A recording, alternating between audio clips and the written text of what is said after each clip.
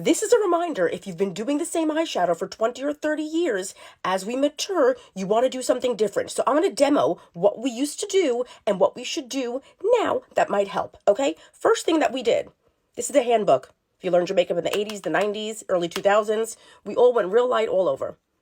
Every color that you had that was light in your palette, she was gone.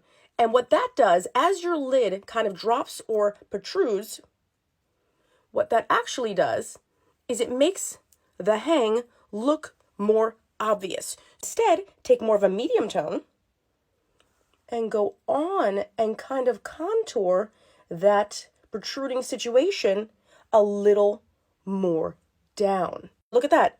Sticking out this softer. You would have undoubtedly next taken your middle tone and went right in your crease.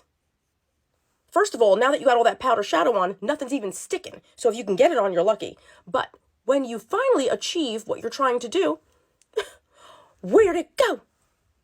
It's there. You need a detective to find it. So now let's do something different. As I always say, over the river and through the hood. To lifted eyes we go. This side, I don't know. Okay, now next step would have been the darkest color and a V. But you don't have the same real estate you used to in your eye. So your V is no longer a V. It's just kind of like a shape. No, instead, let's lift our eyes up and give a little fake eye lift, bringing the shadow out. There we go. And then you blend it in so it doesn't look like Star Trek. A lifted situation, and here, a situation, okay? We used to put a real light on the eyelid, like, oh, that'll do it. Let's just keep her nice and light. And, there you go. But now, let's do the lighter color, even a little shimmer, right in the center to open up the lid and take it a little higher.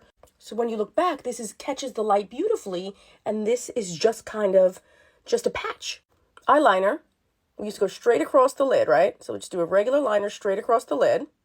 But as your lid gets smaller, the liner takes up the whole lid and makes your eye smaller. Instead, let's go under the lash line so we don't lose the lid, and then extend the edge. I'm not saying cat, but just lift to redirect traffic.